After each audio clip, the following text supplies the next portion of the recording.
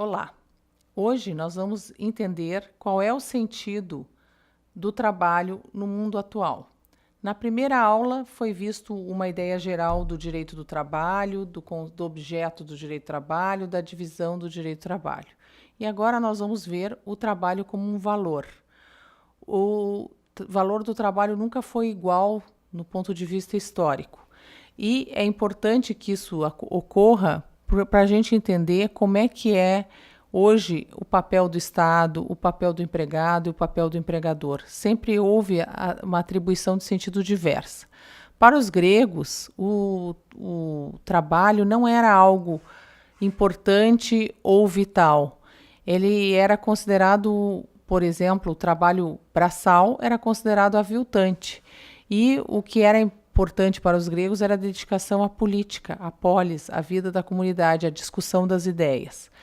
Depois, o pensamento cristão tornou o trabalho algo criativo e dinâmico, mas também com um aspecto de pena. E algumas correntes de pensamento moderno, como são os liberais, o trabalho hoje é uma forma lícita de acumular as riquezas. Portanto, o valor do trabalho sempre se alterou no decorrer da história da humanidade. Há basicamente 3 modelos de trabalho. E conforme os modelos de trabalho, há os modelos de direito do trabalho. O modelo liberal de trabalho, a pessoa é a proprietária do próprio trabalho.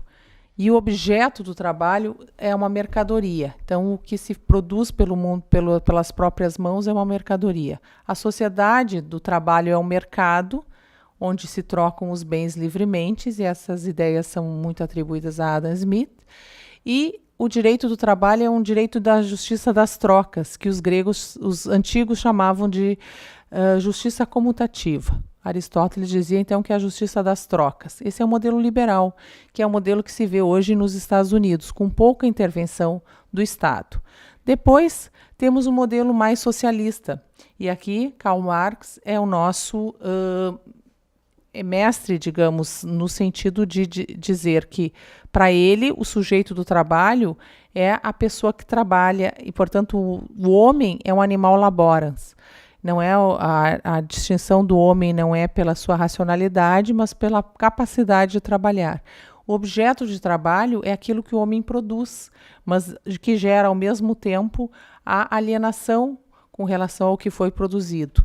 Qual é a sociedade do trabalho? Embora Marx pensasse que a sociedade não deveria contemplar o Estado, o modelo socialista gerou o Estado social, que é um Estado intervencionista que busca proteger o trabalhador. E a ideia de justiça é a justiça distributiva.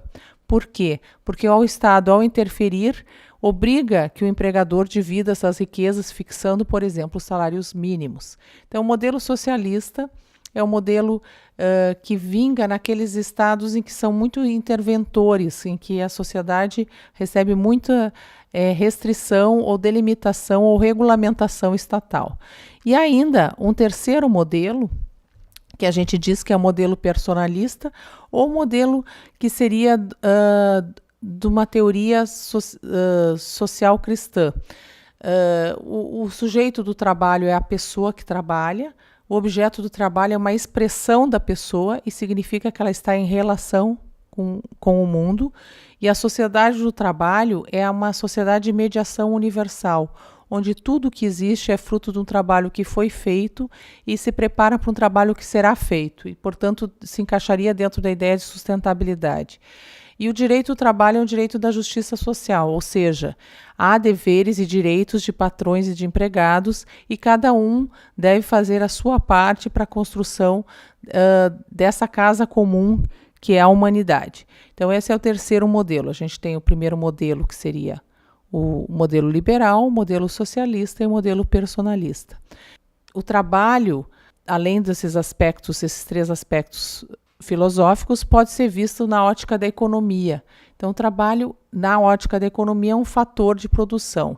Pode ser de invenção, de organização, aí teríamos uma grande classificação. Mas o que nos importa é a divisão para o direito do trabalho em trabalho autônomo e subordinado. O trabalho profissional, territorial, a divisão técnica são menos importantes. Portanto, o trabalho subordinado na história é que é importante que se veja.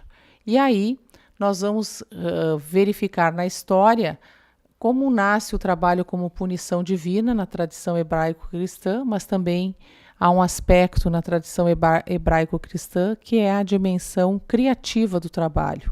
O homem, ao se realizar, ao criar, ele se parece com o seu Criador, que é Deus.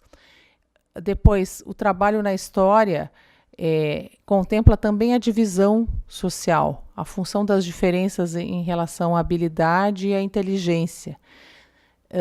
Envolve também, num período de escravidão, aquilo que um ser humano trabalha com relação ao outro como se fosse uma coisa. Então, essa é a parte ruim. Depois, na civilização grega, alguns homens trabalham de uma forma vil e outras trabalham com forma digna. E em Roma, 500 anos antes de Cristo, nós vamos encontrar os escravos, os servos, os prestadores de serviços e até, de certa forma, o trabalho subordinado. Ainda na história, teríamos a servidão feudal, a corporação de ofício, onde surgiram os primeiros mestres, jornaleiros, companheiros, aprendizes, que eram os jovens que trabalhavam em troca de alimentação e habitação. Então, o trabalho na história contempla uma grande evolução, especificamente a partir da Revolução Industrial, quando surge o trabalho subordinado. Então, o surgimento do trabalho subordinado tem basicamente 10 pontos. Nós vamos ver 8 pontos na próxima aula. Obrigada.